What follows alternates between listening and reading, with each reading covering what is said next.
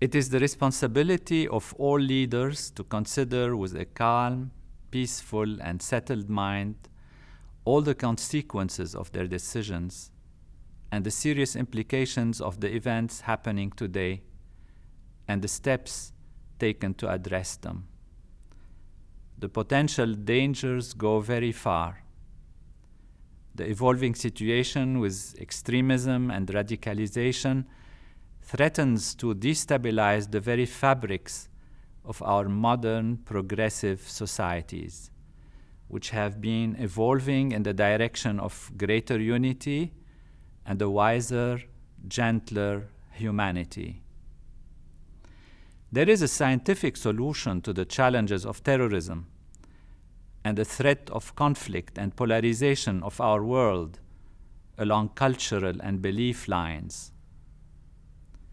We strongly condemn the attacks against innocents and express our heartfelt deep sympathy and condolences to those who are experiencing loss, fear, and suffering. Isolated and misguided individuals, as well as small groups, carry out crimes. The world expects the communities harboring the fundamental beliefs of those criminals to come out with harsh and massive condemnations and cries of outrage. A destructive and more ignorant than medieval interpretation of scriptures is hijacking an entire belief system and tarnishing the image of a religion with about 1.5 billion believers. Yet, the approaches used and being proposed to deal with the overall situation fall short of addressing the underlying problems. We see today two broad categories of reactions and responses to such threats and challenges. The first one resorts to eliminating the aggressor, destroy or deter the enemy by using force and war, or by fear, isolation, punishment, and imprisonment. This approach aims at stopping conflicts through eliminating or subduing those who are a threat to society. Make everyone abide by the law. Enforce the law with the goal to create uniformity of behavior on the basis of fundamental shared values. These shared values are usually based on some conviction or belief, be it religious, economic, philosophical, or cultural. The values themselves have been evolving and adapting to change throughout history. They remain today different from culture to culture and nation to nation. With modern fast communication, relocation, and mixing of people, we see different and sometimes antagonistic values and value systems face to face in the same community, the same city and nation. This has often led to clashes between religious belief and secular life, between freedom and precepts or the perceived divine law, between different interpretation, even within the same faith, and between science and religion. As experience in history has shown, the use of force can give some immediate relief and temporary protection. This, however, does not solve the overall problem, and certainly not on a permanent long-term basis. Under the present circumstances, for example, you cannot tell in which quiet corner hides a dormant wolf, or where and when an unassuming young man or woman suddenly get inspired by someone to become heroes for their friends and start killing others in the name of and in service to their God. Expanding the use of force, such as in large conflicts and war, leads to endless struggles, suffering to innocent people, and waste of energy and resources.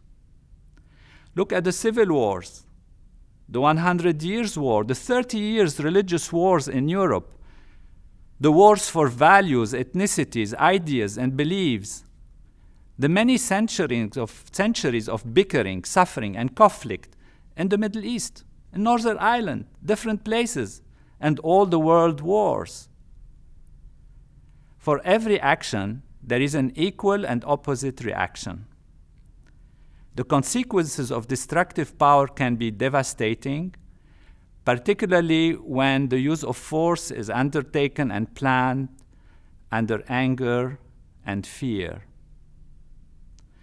If the present conflict keeps widening and takes the wrong turn, it threatens to depolarize and polarize the world and could make about 1.5 billion people feel somewhat marginalized or misunderstood. While the very large, silent majority among them will feel misunderstood or offended, some will feel a religious fervor, and a few even a divine duty, thus creating an endless supply of radicals and terrorists. Real power can still be effective, and that is one aspect of what I want to propose as a solution. A true and complete solution on the level of power, however, must be able to use maximum indomitable strength that protects from the need to engage in conflict and war and prevent any damage to innocent people or the environment. The real solution on the basis of power and strength that we will discuss is able to destroy the birth of an enemy, and if an enemy is already there, destroy the enmity in the enemy. This is the only real power. Partial power means endless struggle and loss on every level and everyone, including those who might, after the fight, declare themselves as winners. I will be describing where real power resides and how it can be harnessed. Before that, let's look at other approaches that do not use the force, do not use power. The second category of ways to deal with the situation we can call in general non-destructive, such as resort to educating, culturing, inspiring for the good, de-indoctrinating. These are very necessary and useful. Education, however, happens not only in the schools, but also at home, in the streets, in military service, through the media, and in the places of worship. A superficial education based on giving information, positive and negative conditioning, is limited in scope and inefficient. It can even lead to revolt and frustration in some individuals. And in a life process, which certainly does not happen overnight. It's a long-term life process. Proper education should fully develop the awareness and consciousness of the individual. This is also part of the solution we will be considering.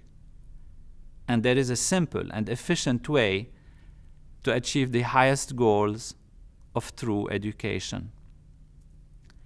Facing terror and challenge to one's values, there can be reactions of defiance, which can momentarily help the group psychology and sense of cohesion, reinforcing some of the common beliefs of a particular society. This defiance is certainly not a fundamental solution to the overall problem. Or on the more inclusive side of defiance and a more constructive side is the call for freedom. One might say, let us allow everyone to believe what they like, and let everyone do what they like. This is freedom. This is fairness. There will, however, always be some who see the display of one aspect or another of freedom as an aggression. Some expressions of freedom can be perceived to attack the deeply rooted values and beliefs of others. What complicates the situation is that it can be in the simplest things of daily life: a dress code, food and drink, partying, even images and photographs, cartoons, let alone fundamental differences of perceptions of what human rights are, what animal rights are, what the environment rights are, or what they should be. And on the more extreme level, the perception of what happens to you after death and why. Overcoming the most basic survival instincts by promises of what happens after life. Yes, comparisons between some willing to kill because of a cartoon and others promoting and promising freedom to all are outrageous. But the issue here is not about right and wrong or fairness and unfairness. It is about finding true solutions to complex problems in the context of different people living in the same place, yet as if in apparently different universes of values and beliefs. Freedom is a great asset and a fundamental part of any progressive and tolerant society. It is a pride of developed nations and certainly an essential and vital part of any solution. Freedom itself, however, should not become a radical belief system or a concealed religion. We see today believers in all kinds of things and faiths, and even atheists themselves who believe in nothing. But they might have, without knowing, hidden gods. It could be the god of money, the god of power, or even the god of freedom. When we do not want any god to radicalize its believers, then let the gods of money and power and even the god of freedom itself also be non-radical. Another important and useful approach is the call for tolerance, compassion, and caring. These are essential in social cohesion. These are ways to express love, and love, let it be stronger than hatred. No drop of love is ever wasted in promoting a more integrated, peaceful, and harmonious human society. However, under stress, people's confused actions and decisions based on emotions and feelings can lead to danger. For example, facing a disturbed psychopath, a brainwashed individual, or a ferocious wild animal in the jungle with some sort of idealistic emotional sense of tolerance and love most likely results in great disappointment, to say the least. For blunt and disturbed individuals or an animal in the jungle can care less about your philosophical thoughts or psychological emotions, particularly when they are bent on attacking you with whatever motive, be it basic survival instincts, automated robot-like conditioning, or belief. There has been, however, stories and many examples where true inner peace and the genuine power of nonviolence and love pacified and even defeated the aggressor or the beast. True infinite love should be able to reconcile all opposites and allow them to exist together in a harmonious wholeness. Fortunate are those who feel and care about the misfortune of others. More fortunate are those who can truly relieve the misfortune of others, while they themselves are at peace and remain undisturbed. It is not enough to be emotionally moved and sincerely feel compassionate. The kind of love that makes a difference necessitates an awakening on the level of inner being, and a fundamental transformation in individual and collective consciousness. In the same way as true and complete power should be able to destroy the enemy before he is born, true and complete love should be able to give birth to friends, even where the seeds of enmity had previously been sown. Under circumstances of fear and anger, instincts take the upper hand, and the fight or flight responses operate in the nervous system. When under stress, the human nervous system does not use all of its resources. And likewise, the collection of individuals, which we call society, city, or nation. The actual power used under these conditions is rather chaotic and inefficient. Similarly, emotions, sentiments, and even high ideals are also strained and muddled by fear and resentment. They could also be contrived because one's usual beliefs in justice, higher values, humanness, and even divine fairness are shaken by gruesome, cruel aggressions and the deaths of innocent people. While force and love both have their limitations and even dangers, there is nonetheless a true and complete solution that allows both force and love to be most effective. It's a solution that uses simultaneously the maximum potential of indomitable power and the infinitely unifying force that we are calling true love. To understand how this can be, we have to understand the nature of life, the nature of things, and the very fabrics that weave society, people, environment, and objects. We are not anymore in, and certainly do not want to go back or be brought back to medieval times in our concepts, values, and ways of acting and reacting. In the same way, we should rise above the ignorance and limitations of the today commonly accepted classical perspectives on reality.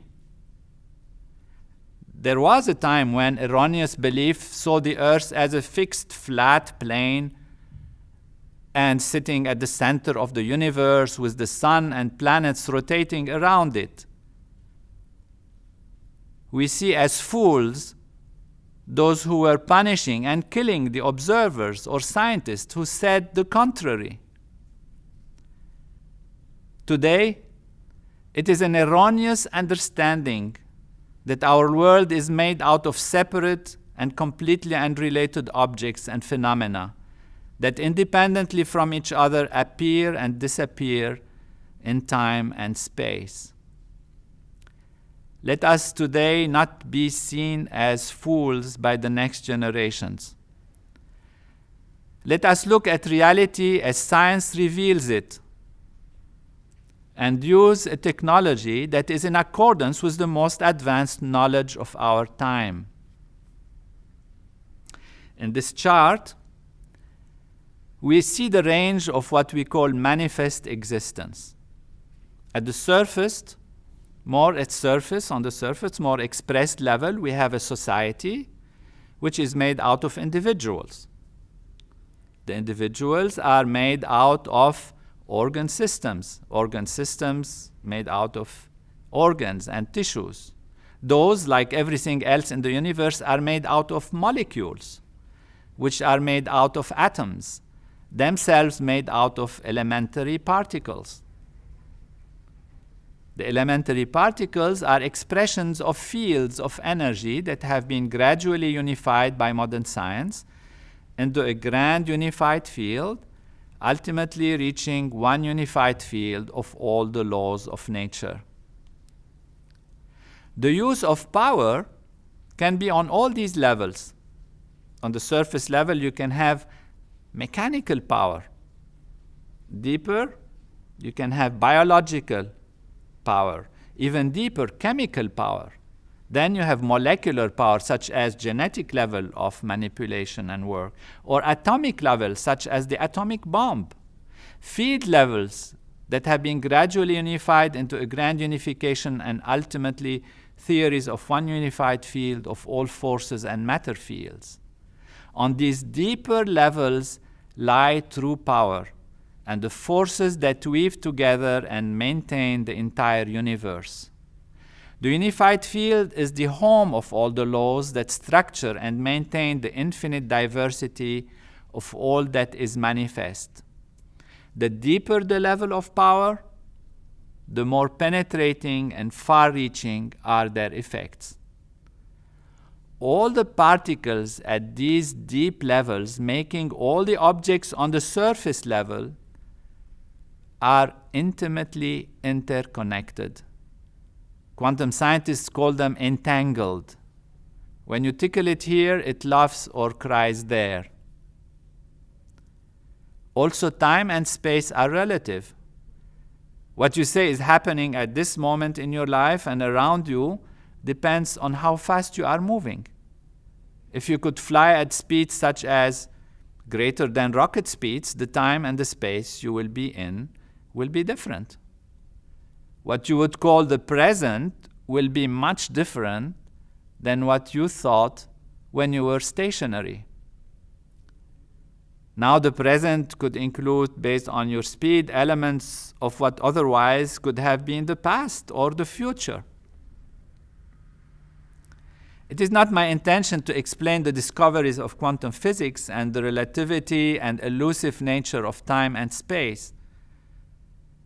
For those who are interested, please ask the specialized physicists in your area or even check them out on the internet.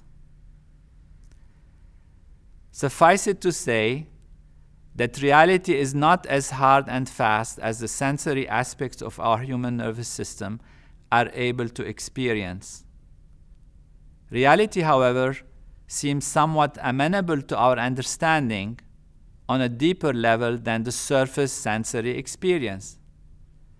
This is what we call the mind, or even deeper, intelligence. When our senses say the sun is moving around the earth, our intellect says the earth is moving around the sun.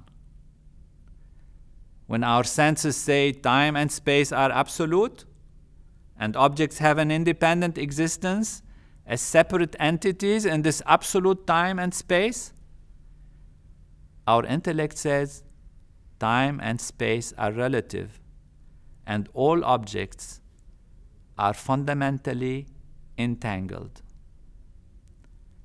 The ultimate level of understanding, intelligence, and power is in the unified field, from where all intelligence, all energy, all matter, and the entire universe emerge. This field is not far from us. Actually, it is the nearest thing to us. It is us. In the same way as our nervous system has levels and layers of apprehending reality, such as the sensory level, the intellectual level, it has also the ability to directly go to the level of the unified field. This is available through a technology of consciousness that has been passed on in the long corridor of time, thanks to a tradition, the Vedic tradition of teachers.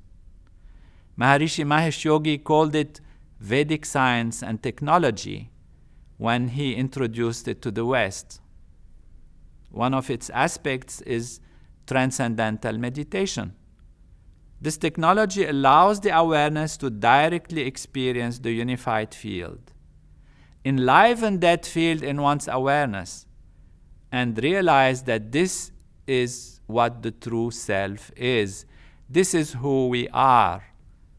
About 700 scientific research studies conducted in the most prestigious research centers in the world have proven the effectiveness of these technologies for the individual and society. Conflicts and crime have been reduced and eliminated. Greater harmony and peace have been shown to result from this collective performance of these techniques. As little as the square root of 1% of the population of a city or a nation can produce the effect. About 800 people, for example, can do it for France or the UK. Less than 2,000 for the USA, less than 4,000 for the whole China or India, and less than 8,000 for the whole world.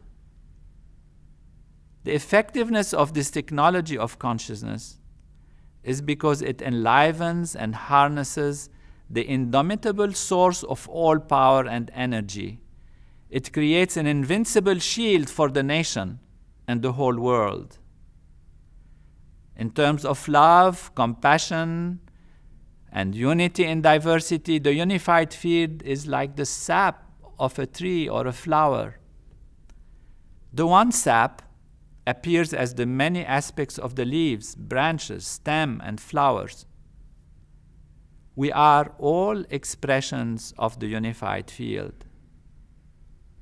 It is not, however, enough to know that on the intellectual level and try to inspire people to love each other when they are fundamentally afraid of each other. People are attached to their outer reality of culture, nationality, belief, race, gender, and all what makes us who we are on the surface level of existence. Still, love is the most powerful unifying force. True love can do miracles. Two very different individuals can find common grounds as humans living in the same planet, looking at the same stars, sharing similar hopes and principles, and breathing the same air, bathing in the same sun and environment. There are so many values in our lives that we share with everyone and everything. It is all about where our attention falls and how we see ourselves. Do we have our attention on the unifying values or the differences? Fundamental existential problems will never find a complete solution by trying to intellectually convince people of the unity of life. When we ask a man who he is, we get answers related to name, origin, profession, nationality, belief, etc. This is what the man has experienced and has known about himself. When trapped in these outer definitions of the self, we are isolated within the boundaries of a family, a group, a society, and a belief system. We can justifiably have fear of all others who might attack or damage who we understand ourselves to be. True love cannot be full under this understanding and concept of the self. On the other hand, the direct experience in one's awareness of pure being, the unified field, enlivens the sense of self as pure being, pure consciousness. To directly experience the unified field means to become acquainted with oneself as being the unified field. This is true and complete meaning of know thyself.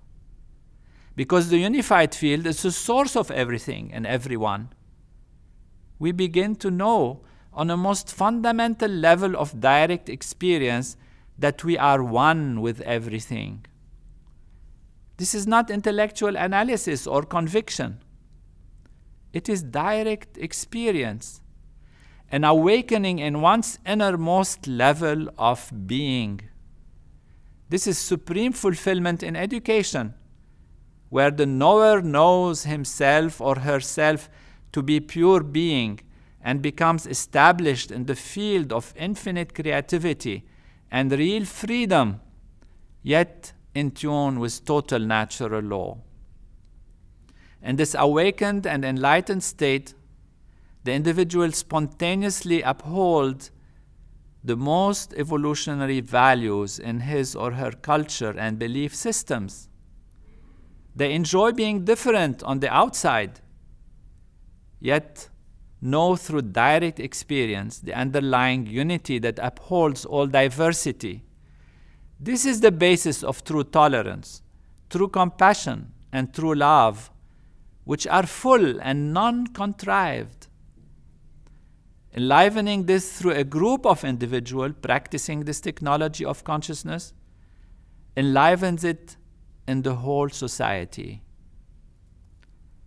Differences remain on the surface, but life is lived in fundamental sense of profound peace and unity. Let us apply this knowledge for maximum power to prevent the birth of enemies and maximum love to allow life to continue to blossom in unity within diversity.